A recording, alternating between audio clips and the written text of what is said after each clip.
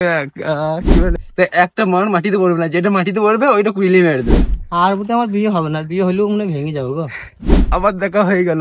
তা আমাদের তো তোমরা দেখতে পাচ্ছ আমাদের কি বলে কোনো ভিডিও করাও যাবে না বুঝলি তো, তোদের মার জন্য সব গাঁ জ্বলে না, তোদের ভিডিও করতেও দিবি না। আমাদের হিরো তোমাদের কি দেখাইতে চাইছে তো তোমরা দেখো। ওরা এটা উঁচু না মনে হচ্ছে ঢাল, কিছু বুঝতে পারছি না, মনে হচ্ছে শুয়ে পড়লে গড়ি চলে যাবো মারা। এ কি রাস্তা, এ কি মানা যায়? হ্যাঁ, এ কি ভাববা যায়? এই যদি পড়ে যায় মানুষ উঠতে পারবে না। গেছিলাম ভিডিও করতে গাইস, তা আবার রিটার্ন রুম গেছি। রমি ছিল বাজা গেছি, মিছু কথা বলছিস তো। তা আমরা তোমাদেরকে নিচে নেমে দেখাচ্ছি জিনিসটা কিরকম বুঝলে তো। দেখো সত্যি করে জেনে গেলে বাজারে গেছি, আর কি করবো বলো, ঢাল রাস্তায় হেঁটে আর ভাল লাগছে না আমাদের।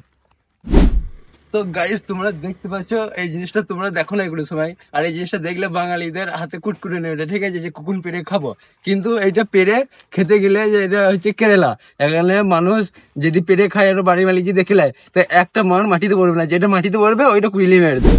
আমরা যেছি রেন্টাল হাউস হোটেলে, আর ওখানে শুনি যে না যে মশলা ধোসা অনেক বড়, যে একটা নাদার সমান, যে নাদার সমান। তা দেখাই যাক এটা কতটা সত্যি কতটা মিছে কথা। তো আমরা রোদে চলে এলাম পড়তে পড়তে রেন্টাল হাউসে, আর দেখা যাক খাবারটা কি টেস্টি হয় কি না।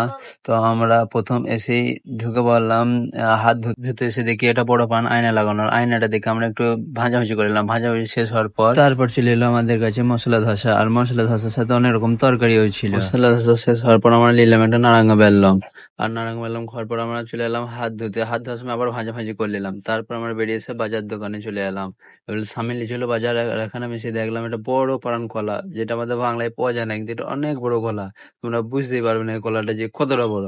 সুসারে দেখে বলে নাকি সুসারে কি মোটা দেখে নেবো, তো যাই হোক সুসাইটা মোটা দেখেও বেছে নিল। আর বেছে নেওয়ার পর আমরা আজরা মাছ খাওয়ার পর সাবিনের বাজার কমপ্লিট হয়ে গেল, আরো চলছে। ওই জন্য ছোড়াকে বললাম বিশাদিরা করে এরকম হাতে করে বাজারটা বুঝতে নিয়ে যেতে হবে না গো। আর আমার একটা সিঙ্গেল বয় না সারবো কিনলে গেল নিজের জামা প্যান্ট কাচতে হবে বলে এ দুঃখ। তাহলে ঠিক আছে, তুই একা, আমি একা লয়, তুই আছিস। গাঁটটা ফেটে গেছে গো, ওর থেকে মারাচ্ছি। গাঁট বেশি গেছে, ঢালের রাস্তা এগুলো সবকিছু আমার শেষ হয়ে গেছে, আর পাচ্ছি না হাতে। আর বলতে আমার বিয়ে হবে না, বিয়ে হলেও মনে ভেঙে যাবো গো।